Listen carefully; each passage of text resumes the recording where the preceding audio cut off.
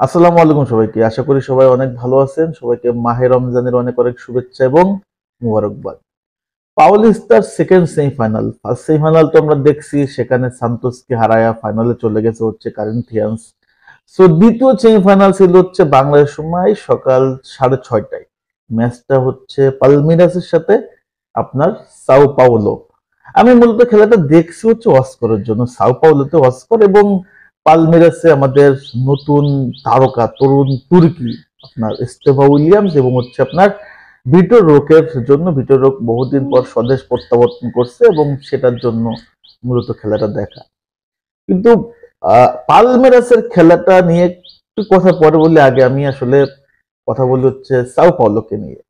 Sao পাওলোর only মাত্র দুইটা player, একটা হচ্ছে অস্কার আর একটা হচ্ছে তাদের গোলকিপার রাফায়েল ছাড়া আমি কারোর কাছ থেকে আসলে ভালো পারফরমেন্স দেখলাম না। এবং ফুটবল ম্যাচের ভিতরে যদি আপনার ইন্টারনাল কমিউনিকেশন না থাকে, তাহলে কিন্তু আসলে আপনি ম্যাচ জিততে পারবেন না। সো এই সাও পাওলের ভিতরে প্লেয়ারদের ভিতরে কোনো কম্বিনেশন নাই, একের পর এক ভুল পাস। অস্কর যে চমৎকার চমৎকার বলের ডেলিভারি করছে, সেই বল থেকে ফাইনাল থার্ডে আক্রমণ তৈরি করা, সেখান থেকে থ্রেট তৈরি করা, প্রতিপক্ষকে চাপ তৈরি করা, কিছুই দেখলাম না। এক অস্কর আর কত খেলবে? অস্করের পক্ষে যেটা খেলা সেটাই সে খেলছে, সর্বোচ্চ মানে বল ফাইনাল থার্ডে ডিস্ট্রিবিউশন করছে।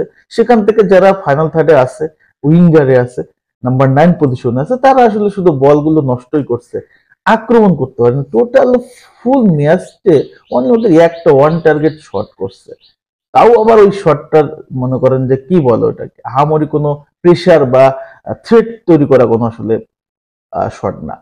অপরদিকে যদি আপনি দেখেন যে পালমেরাসের দিকে, বলের দখল তাদের বেশি ছিল না। পালমেরাসের চেয়ে সাও পাওলো প্রচুর বলের দখল ছিল, তারা বল নিয়ে নাড়ানাড়ি করছে কিন্তু আলটিমেটলি কাজের কাজ করতে পারে নাই। পালমেরাসের যে রক সলিড পারফরমেন্স দেখলাম ডিফেন্স লাইন আপে, আর যে গোলটা হলো সেটা মূলত আপনার ভিতর রোকেরই আসলে পেনাল্টি উইন করা, এবং সেখান থেকে রাফায়েল ভিগার চমৎকার একটা পেনাল্টি শুট স্পট কিক এসে গোল দিছে। ওই গোলটা ছাড়া বাকি প্রত্যেকটা বল দুর্দান্ত ভাবে সেভ করছে আপনার রাফায়েল, দুর্দান্ত। সাও পাওলোর গোলকিপারের কথা আপনার এক্সট্রা বলতে হবে, যে লেভেলের আক্রমণ করছে বিশেষ করে পালমেরাস। প্রায় 7টা ওয়ান টার্গেট শট, প্রত্যেকটা ভয়ঙ্কর শট, সবগুলোই কিন্তু চমৎকার সেভ করছে রাফায়েল। এবং শুরুতেই কিন্তু একবার ফার্স্ট থেকেই আসলে যে শটটা করছিল সেখান থেকে গোল হতে পারতো, বাট হয় নাই। সো ওভারঅল মিলে অস্করের জন্য খারাপ লাগতেছে, তারা সেমিফাইনাল পর্যন্ত যেও ফাইনালে যেতে পারলো না। দলের কম্বিনেশন ঠিক নাই। কোচের এই বিষয়ে নিয়ে কাজ করা দরকার, যে ইন্টারনাল কম্বিনেশন ঠিক না থাকলে একটা ম্যাচ যেটা খুব কঠিন এবং টাফ হয়ে যায়। সো আবেল ফেরেরা তার দলকে নিয়ে ফাইনাল চলে গেল।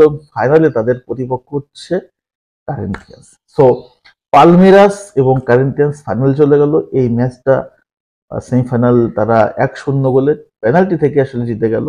তো কনগ্রেচুলেশন পালমিরাস, কনগ্রেচুলেশন ভিটোর রোক এবং হচ্ছে আপনার ইস্তেফা উইলিয়াম। তবে এই ম্যাচটাতে ভিটোর রোক সামান্য ইনজুরিতে পড়ছে, আমার মনে হয় না যে আসলে বড় কোনো সমস্যা হবে বা খুব আর্লি মনে হয় ফাইনালি ব্যাক করে ফেলতে পারে। সো আলোচনা এতটুকুই, হতাশ অস্কারের জন্য। তবে ধন্যবাদ যারা যারা খেলা দেখছেন, আপনাদের মতামত কমেন্ট বক্সে